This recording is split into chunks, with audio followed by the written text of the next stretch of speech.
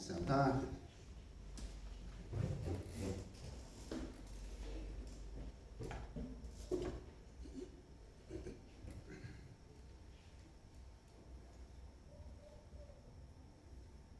Marcos 6, versículos 30 a 34, 53 a 56. O tema que escolhemos para essa mensagem é de ovelhas sem pastor. Uma imagem muito forte, de muita clareza nos tempos bíblicos, especialmente no contexto da terra, né? do espaço geográfico onde aconteceram, né? Os acontecimentos da história do povo de Deus, da história da salvação, né? Onde a ovelha era uma presença muito comum, muito difusa dentro da Palestina, é até hoje, inclusive, aquela região ali no Oriente Médio, a criação de gado miúdo, criação de ovelhas, criação de cabras e etc. E o texto começa já com algumas coisas muito interessantes.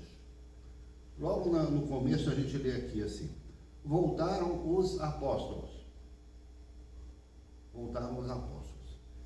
Eu não sei se vocês se dão conta de uma diferença aqui, porque normalmente aqueles homens que Jesus escolheu para segui-lo, para estar com ele assim 24 horas por dia, para acompanhá-lo no seu ministério, nos evangelhos eles são chamados de discípulos.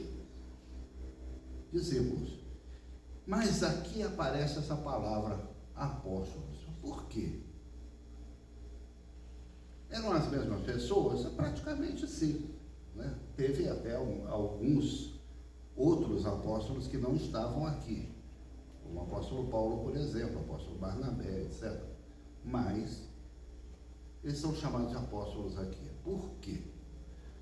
Esse texto, ele se refere, né, quando ele diz voltaram os apóstolos, é porque eles tinham ido em algum lugar.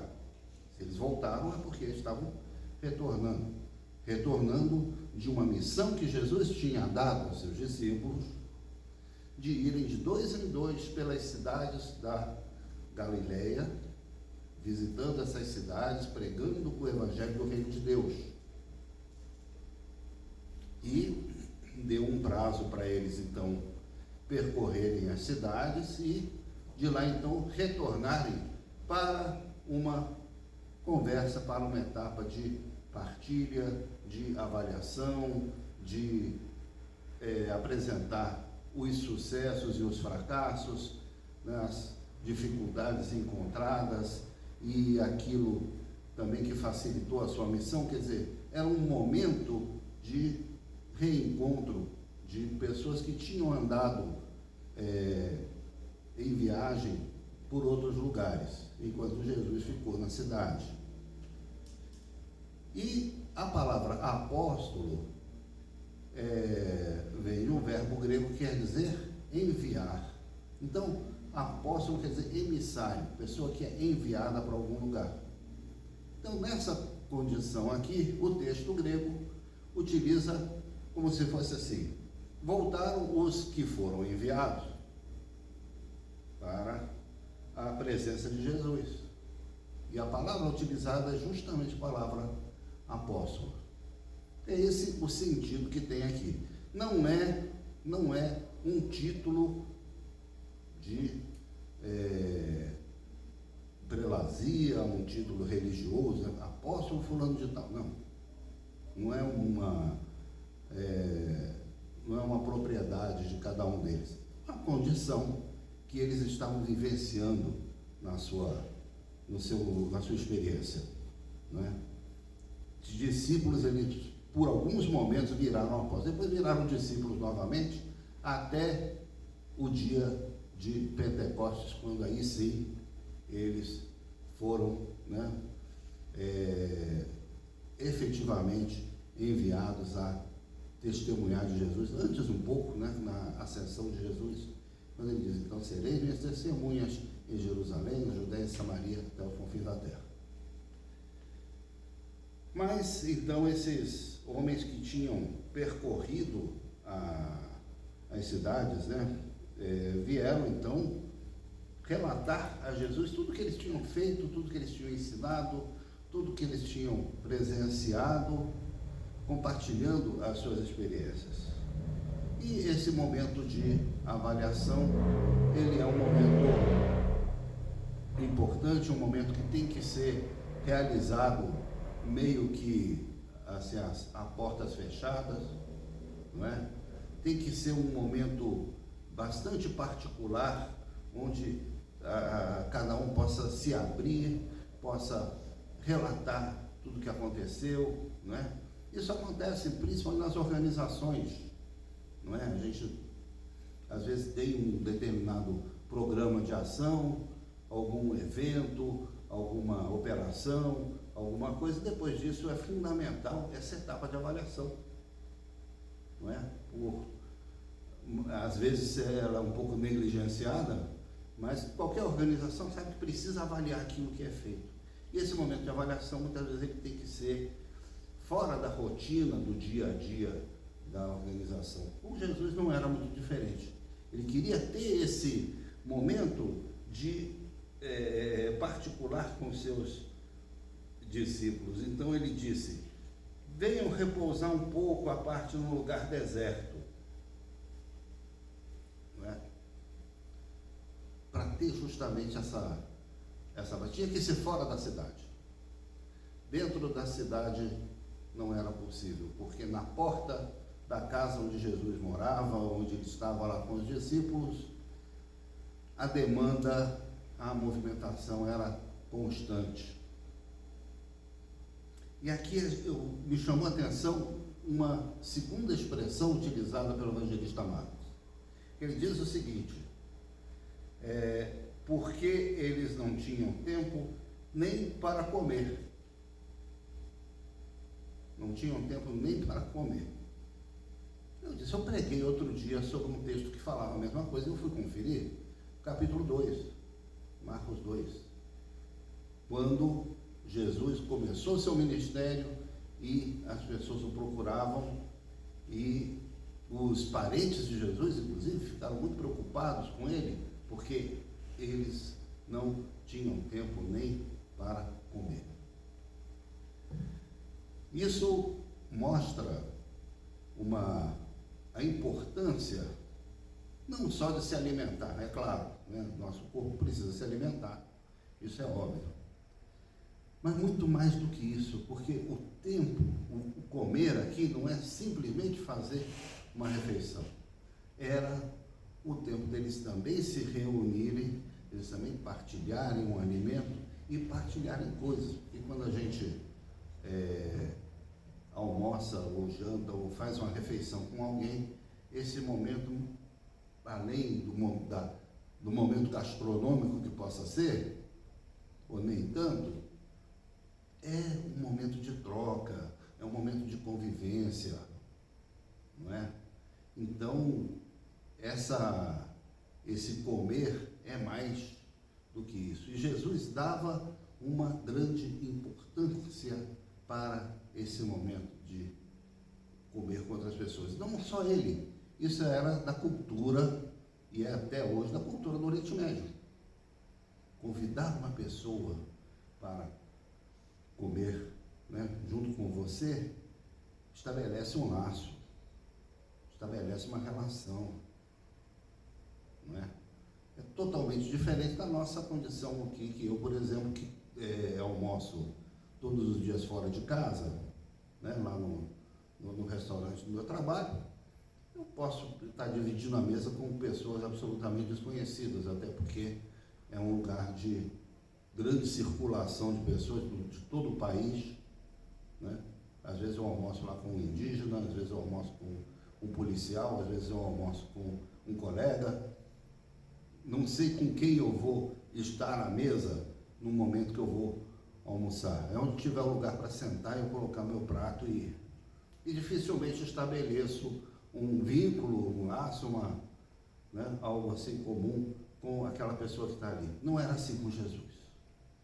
Não era assim com Jesus. Então, esse momento de estarem juntos para partilhar a refeição, além de se refazerem fisicamente, eles tinham também a renovação da relação entre eles.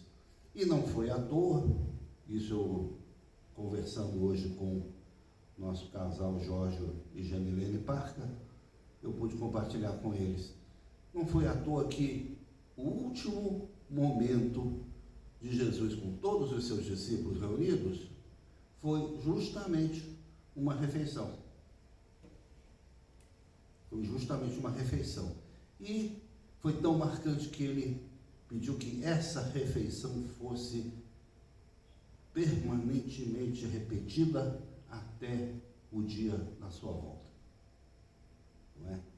Então, não ter esse tempo para comer juntos, para Marcos é um problema e provavelmente para Jesus também. Mas existe uma realidade que nos chama, que nos convoca, que nos demanda, não é? Que é a realidade das pessoas que estavam ali à porta da casa dele. Pessoas que vinham para receber alguma bênção, para satisfazer alguma carência, não é? Pessoas que se acumulavam na porta da casa deles, visto serem numerosos os que iam e vinham. Então, Jesus não desistiu, ele pegou um barco, e os discípulos, né, parte deles eram de pescadores, pegou um barco e disse: então vamos lá para o outro lado do lago, e lá a gente vai ter então um tempo para fazer a nossa avaliação. Precisamos fazer a nossa avaliação. Mas aí o que aconteceu? As pessoas que conheciam bem a região disseram: eles estão indo lá para o outro lado, vamos lá.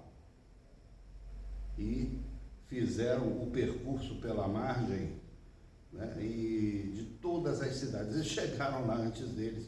Quando ele chegou, já tinha uma recepção pronta para ele. Aquelas pessoas que eventualmente ele queria evitar já tinham chegado lá do outro lado, né? Isso mostra que não adianta a gente ignorar as demandas que existem do mundo pelo Evangelho. O mundo precisa do Evangelho, o mundo precisa do reino de Deus, o mundo precisa da palavra de Deus, o mundo precisa da justiça do reino de Deus. Então, não adianta a gente se retirar em momentos, né, claro que é muito bom, é muito bonito, é muito edificante, né, a gente ter esse tempo de retiro mesmo, e precisamos eventualmente fazer isso, não podemos abrir mão disso.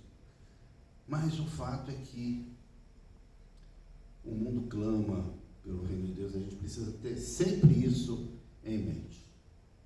Sempre isso em mente. E Jesus, então,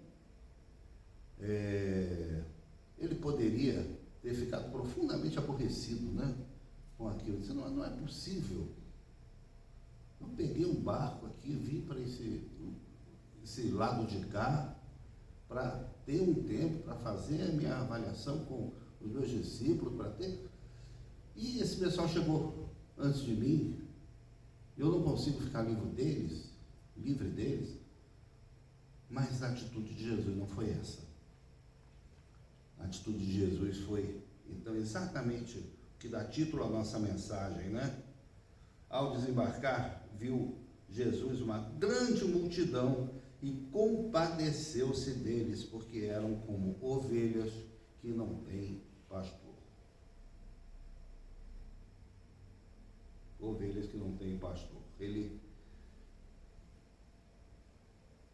teve empatia por aquelas pessoas, não é? embora aquilo que ele tivesse planejado tivesse que ser adiado, fosse momentaneamente frustrado, mas ele viu que ali estavam demandas urgentes daquele povo da Galileia, que era um povo que nós sabemos, um povo empobrecido, um povo oprimido, um povo desconsiderado tanto pelos romanos como pelos próprios judeus também, odiado pelos samaritanos, um povo de quem se dizia que não podia sair nada que prestasse, nada de bom do meio daquele povo. Era para esse povo que Jesus tinha sido enviado e era eles que ele precisava atender, não é? Ovelhas que não têm pastor. Evidentemente que, embora a palavra pastor seja uma palavra do nosso dia a dia, uma palavra presente no nosso vocabulário religioso de hoje, especialmente no meu, que me apresento como pastor, não é exatamente a mim ou a nós que essa palavra está se referindo aqui no contexto do Evangelho. Não é que faltasse alguém lá com a Bíblia na mão e o microfone para pregar a palavra para eles. Não era disso que eles estavam exatamente precisando. A palavra pastor, nesse contexto do Evangelho, tem muito a ver com o simbolismo que ela tinha na antiguidade, a começar, por exemplo, pelos faraós. Se você observar uma estátua lá dos faraós, o que você vai ver? Você vai ver normalmente um homem com aquele véu, né? Aquela roupa e tal, segurando duas coisas. Segurando um cetro, o cetro que continuou sendo símbolo do poder real durante muitos séculos, e segurando um cajado. Pode reparar, pesquisa no Google, você vai ver. Faraó fulano de tal, você vai ver na mão dele uma miniatura de um cajado. Essa era a figura de quê? De um pastor. Porque quais eram os instrumentos de trabalho de um pastor? Era o cajado, que é o mais conhecido, né? Com aquela pontinha curva, e que é utilizada inclusive até hoje pelos bispos da Igreja Católica Romana, né? Aquele cajado, que servia para quê? Servia para colocar as ovelhas junto das outras, colocá-las no caminho. A ovelha estava indo para lá, ele pegava com o cajado, então estendia lá e com aquele ganchinho puxava a patinha dela e ela tinha que voltar para o caminho. Mas ele tinha também um bordão, uma vara, que servia para quê? Essa servia para combater aqueles predadores, aqueles animais, aquelas aves que eventualmente atacassem o rebanho. Então ali ele, com aquele pedaço de pau, ele defendia o rebanho. Além de servir também para escalar lugares onde o rebanho subia e ele tinha muitas vezes que acompanhar lugares de pedregosos, encascalhados, lugares difíceis de andar. Ele tinha no seu bordão também o apoio para poder conduzir o rebanho aonde houvesse alimento, aonde houvesse pastagem, onde houvesse uma grama boa para ele se alimentar, não é? Então, esses eram os símbolos do pastor. E que no estado da antiguidade representavam a figura também do próprio imperador, do próprio faraó. O faraó era visto como uma figura pastoral sobre o povo do Egito, uma das grandes potências da antiguidade.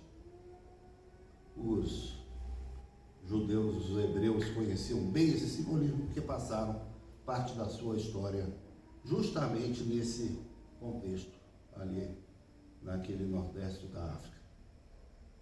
Não é? Então,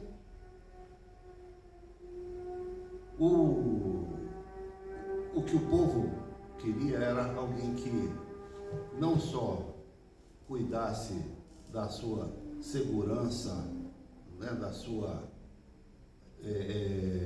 sobrevivência, da sua subsistência,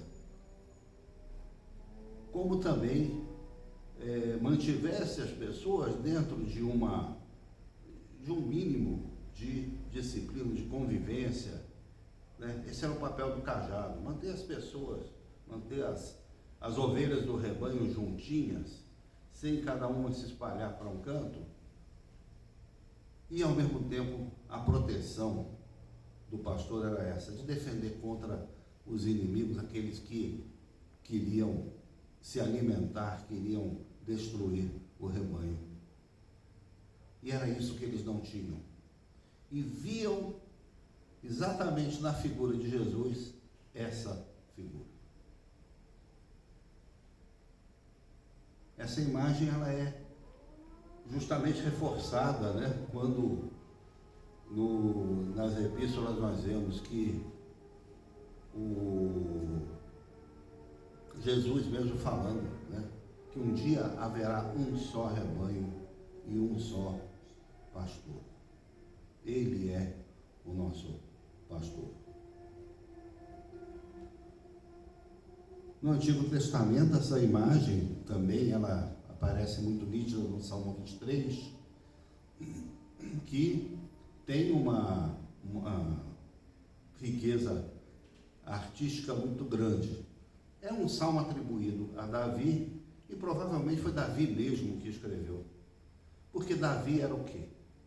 Era um pastor de ovelhas. Tomava conta das ovelhas de Jessé, seu pai. Então ele tinha bem viva na sua formação, na sua memória, a experiência do pastor. E ele escreve uma canção, um salmo, mas não a partir do ponto de vista do pastor. Olha que ovelhas maravilhosas que eu tenho, olha só como elas são bonitas, como elas são obedientes, como elas são... Não. Ele escreve um salmo do ponto de vista da ovelha. É a ovelha que escreve o salmo. Por isso ela diz: o Senhor é o meu pastor, não quero mais nada. Esse nada me faltará, que aparece na nossa tradução, muitas vezes as pessoas querem ler esse nada me faltará do ponto de vista assim, da abundância, da prosperidade, etc. Eu, sinceramente, não recepciono essa leitura. Porque ali quer dizer o seguinte: o Senhor é o meu pastor, eu não vou sentir falta de mais nada. Não é? O que mais que eu quero da vida? O Senhor é o meu pastor. Isso me satisfaz. Não é? E ele descreve então como é que esse pastor o leva para junto das águas para matar a sua sede, das pastagens verdejantes para matar a sua fome, como ele o protege, inclusive em lugares perigosos, né, o chamado Vale da Sombra da Morte, pelo qual muitas vezes nós somos obrigados a passar, não é? Ainda que eu ande pelo Vale da Sombra da Morte, não temerei mal algum, porque tu estás comigo, a tua vara e o teu cajado me protegem, me consolam, eu estou passando por essa crise, mas eu sei que o Senhor, que é meu pastor, está ali do meu lado, está junto comigo, atravessando aquele vale também, porque o pastor não larga a ovelha sozinha, não é? Pelo contrário, se ele tem 99, se ele tem 100 ovelhas, ele larga as 99 lá, em segurança, juntas e vai atrás dessa centésima que está perdida. Outra figura que Jesus usa também no seu discurso sobre essa relação de pastor e ovelha. E essa experiência de Jesus, então, se repete, porque no meio desses textos aqui, desses versículos, entre o 34 e 53, acontece a multiplicação dos pães, que vai ser tema de um outro sermão, não é? Mas depois da multiplicação dos pães, essa situação volta a ocorrer. Estando já do outro lado, chegaram à terra em Genezaré, onde aportaram. Saindo eles do barco, logo o povo reconheceu Jesus e, percorrendo toda aquela região, traziam em leitos os enfermos para onde ouviam que ele estava. Onde quer que ele entrasse, nas aldeias, cidades ou campos, punham os enfermos nas praças, rogando-lhe que os deixasse tocar ao menos na orla da sua veste. E quantos a tocavam, saíam curados. Por que faziam isso? Porque tinha funcionado. Lembra daquela mulher que tinha hemorragia, né? Tinha um problema ginecológico crônico? Então o que ela fez? Ela tocou na orla da veste de Jesus e foi curada. Aí disse, pronto, isso aí é assim. Então um monte de gente que resolveu replicar a mesma forma para ser também curado por Jesus, não é? Às vezes a própria religiosidade popular encontra seus caminhos para receber a bênção de Deus, que muitas vezes não estão nos nossos manuais, não estão nas nossas, na nossa visão teológica, litúrgica, etc, mas aqueles que sofrem, aqueles que precisam, as ovelhas que não têm pastor, elas criam suas estratégias de sobrevivência de tal forma que escapam às vezes à nossa compreensão. Muitas vezes a gente quer ser muito ortodoxo, muito, né, muito bonitinho, muito estrito no nosso modelo de relacionamento com Deus, tem que ser assim, assim, assim, assim. Mas o reino de Deus muitas vezes extrapola as nossas concepções, as nossas fórmulas. Glória a Deus por isso, não é? Esse texto nos dá a certeza, primeiro, de que o Senhor é o nosso pastor, que nós temos, sim, a quem recorrer, que nós temos em quem confiar. Mas, acima de tudo, mostra que nós também temos responsabilidade com essas ovelhas que não têm pastor. E não só nós pastores, cada um de nós, não é? Na multiplicação dos pães, que não é o assunto de hoje, mas a gente lembra, quando aquela multidão está ali sem ter aparentemente o que comer, os discípulos se preocupam, eles dizem, olha, eles não tem nada para comer, como é que estamos aqui no meio desse deserto, como é que vamos fazer? Manda eles embora, né? Jesus responde, não, dá-lhes vós mesmos de comer. Vocês mesmos vão dar comida para eles. E é isso que Jesus nos fala também. Vocês mesmos têm que dar alimento para essas pessoas, né? Esse alimento aqui se chama comida, comida materialmente, se chama saúde, se chama dignidade, se chama acolhimento da parte de Deus. Certo? Então, que nós sejamos, juntamente com Jesus, discípulos e apóstolos, da mesma forma que o evangelista Marcos denominou aquelas pessoas que andavam com ele, nós somos chamados a reproduzir essas mesmas coisas nos dias de hoje. Amém?